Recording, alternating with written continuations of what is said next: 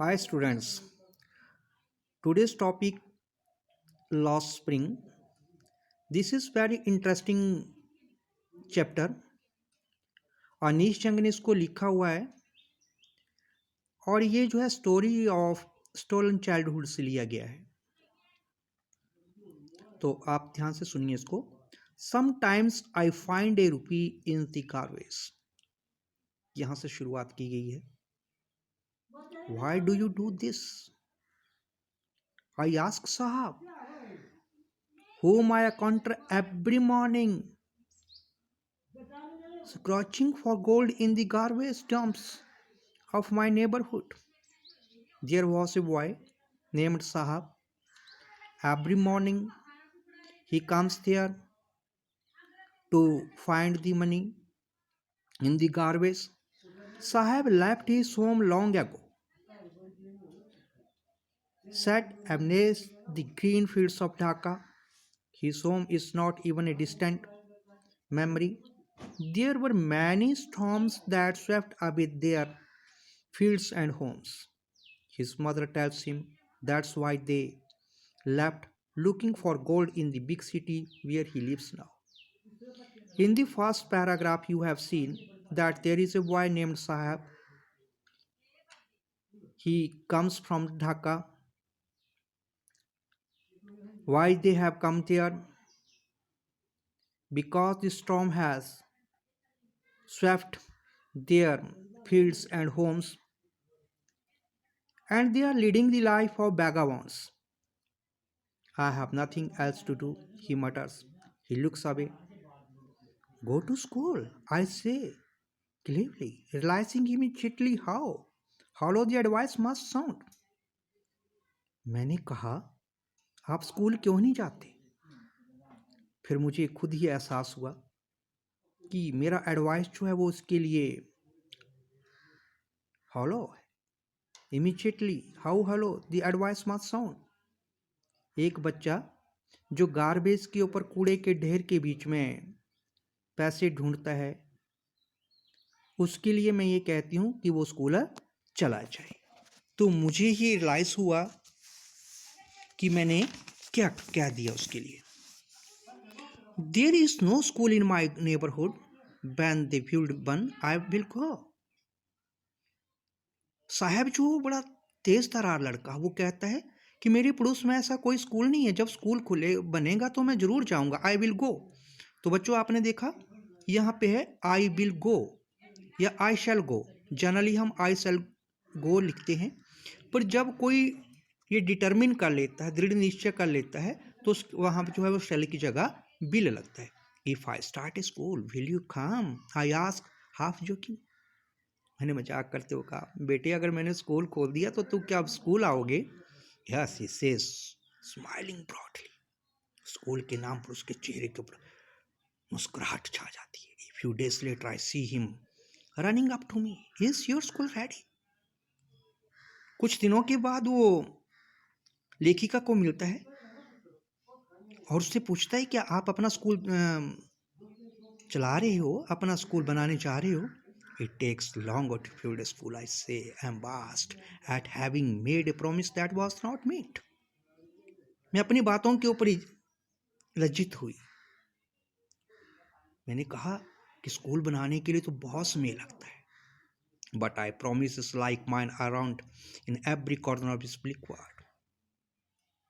But promises like mine, परंतु मेरी तरह जो लोग प्रॉमिस करते हैं, उनके ये जो अंधेरा संसार है वहाँ कहीं न कहीं आशा जगा देता है। After months of knowing him, I ask his name, Sahib Alam, he announces. जब वो मेरा काफ़ी क्लोज फ्रेंड हो गया तो मैंने उससे पूछा कि आपका नाम क्या है? He doesn't know what it means. If he knew its meaning, Lord of Universe. उसने कहा मेरा नाम साहिब आलम है और उसको ये भी नहीं पता था कि इसका अर्थ क्या होता है। He would have a hard times believing it. Unaware of the but his name represents, he roams the streets with his friends. He doesn't know the name of the meaning of his name. He just roaming in the streets of that area with his friends, searching for a coin an army of barefoot boys who appears like a morning words and disappear at noon. सुबह सुबह उसके दोस्त नंगे पांव वहां आ जाते, दोपहर को वहां से चले जाते. Over the months I have come to recognize each of them. They all of have become my friends. वो सब मेरे दोस्त बन चुके थे, मैं उन सबको पहचानती थी. Why aren't you wearing chappals? I asked one. मैंने को कहा, तुम चप्पल क्यों नहीं पहनते? My mother didn't bring them down from the shelves. He answered simply. वो एक ने कहा, सेल्फ के ऊपर चप्पल है पर मेरी मम्मी उनको पहनने के लिए नहीं देती. आपने भी देखा होगा गांव में ऐसा होता है कि लोग जो हैं वो नए कपड़े बनवा लेते हैं, उनको मेले में ले जाते हैं, या फिर जब कपड़े छोटे होते हैं तब बच्चे पहनते हैं, तो बच्चे जो हैं वो सच्चाई बता देते हैं.